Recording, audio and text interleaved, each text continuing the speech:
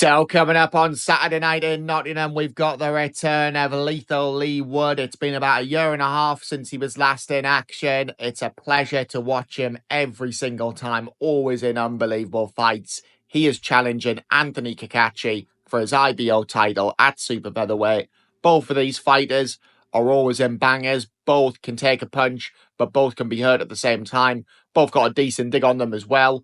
I'd definitely say Leigh Wood's the bigger puncher, but Cacace is an underrated puncher as well. And unlike that depressing pile of wank we had to endure last weekend, this will deliver. This could definitely be fight of the year. I think it could go either way. It's a total 50-50. So let's have it. So Anto Cacace is 23-1 with 8 wins coming via knockout. He had a sensational 2024 defeat in Joe Cordina inside 8 rounds. He had him down in round 3 and then finished him off in the 8th round. And he was a huge underdog going into that. Nobody really picked him. Joe Cordina was a massive favourite. I mean, Cordina was tight at the weight. He's since moved up to lightweight, but nonetheless, Cacace was up against it. He's 36 now as well. So going into that, he would have been 35. And I think most people thought it was a decent payday, good opportunity, but it would be a routine defence for Cordina, but it was anything but that. Then after that, he defeated Josh Warrington at Wembley. That was a 50-50 fight going into it. Warrington didn't box great that night, but Cacace outfought him, outboxed him, and was just too good for him. I mean, he's a southpaw as well, Cacace, so he's very awkward to fight. He's on you. And he's super tough as well. His only loss came to Martin J. Ward back in 2017. That was a unanimous decision loss, and that was a close competitive fight as well. So he's improved massively since then. I think for me, Cacace needs to start fasting this. Leigh Wood has been out the ring for a year and a half, and I think if Cacace can get a good lead and potentially hurt Wood, which we've seen many fighters do before, although Wood has great powers of recovery, I do think Cacace could get an early stoppage in this. But I also think there'll be moments for both men. But Cacace will definitely be the more confident of the two, having more momentum and being more active in recent times. So, like I say, I do feel as if Cacace needs to jump on Wood early. This is his first fight since moving up from featherweight, so we don't know how Leigh Wood's going to be at super feather.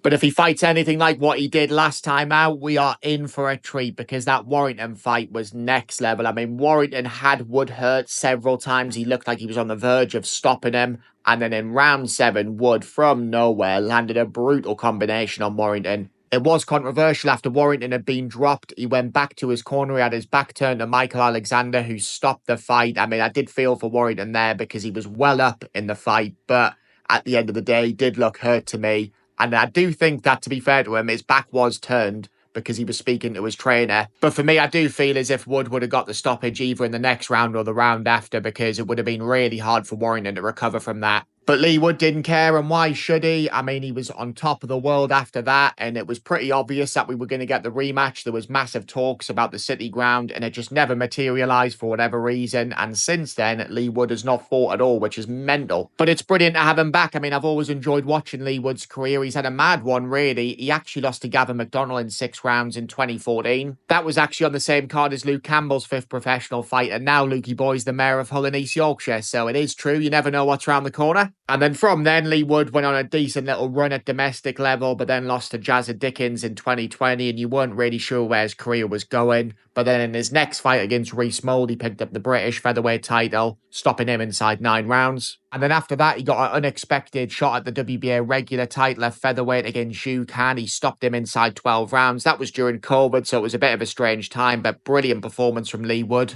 And then next up, he faced Michael Conlan, which is literally one of the best fights you will ever see. It was voted Fight of the Year for 2022. It was a back-and-forth war. Both men sat in the pocket and just had it off. Leigh Wood was floored in round 1 with a brutal left hand, and I mean, Wood looked absolutely spent to me. The bell saved him at the end of the round. He was hurt numerous times after that, but then he started to hurt Conlan. He dropped him in round 11 and then finished him off in round 12, literally knocking Conlan out the ring. And then after that, he got upgraded from the regular champion to just the normal champion. I mean, why the fuck the WBA have the regular belt in the first place just baffles me. But they change who's the champion, who's the ordinary champion, who's the woke champion, who's the tranny champion all the time. But nonetheless, after that, he was a proper world champion, because nobody really classes the regular belt as a real world title, and rightly so. But then after that disaster struck, Leigh Wood faced Maurizio Lara. He was winning the fight comfortably. It looked like he was on the verge of stopping Lara, but then he got caught with a left hook, got floored, and Ben Davison threw in the towel. Everybody was fuming with Ben. myself included at the time, I'd lumped on Leigh Wood, so cheers for that, Ben. But then in hindsight, it was 100% the right decision because just a few months later, Wood rematched Lara and he defeated him on points. He won easily, won very wide on the cards. He floored Lara in round 2 and it was a comfortable win for him. And he obviously got his world title back as well.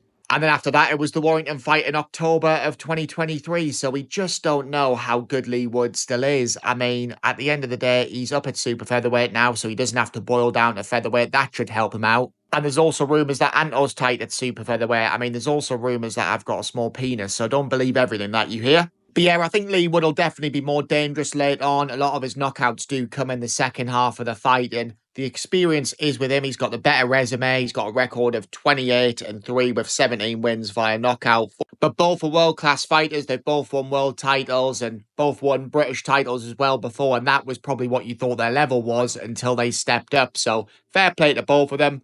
Both a game as a badger. I know Cacace got a lot of stick for not fighting Sugar Nunes, who's currently got a record of 27-1 with 27 wins via knockout. Cacace went, fuck that for a laugh. And who could blame Cacace? I'm not being funny. The Leigh Wood fight is a bigger fight. It's for more money and it's more winnable for Cacace, certainly on paper anyway. So it was a shame that he had to give up his IBF belt. He'd worked so hard to win against Joe Cordina, but at the end of the day, he's 100% made the right decision. At the age of 36, he's got to make his money now. But I do think Leigh Wood will come through this. I think he will win the fight in the second half. I think he'll get Cacace out of there, probably in between rounds 9 and 12, something like that. I think it'll be a barn burner of a fight. I think Cacace will hurt Wood at times. He's an underrated puncher, Cacace. I think he'll probably even drop Wood at some point because Leigh Wood always seems to get dropped but then gets back up again.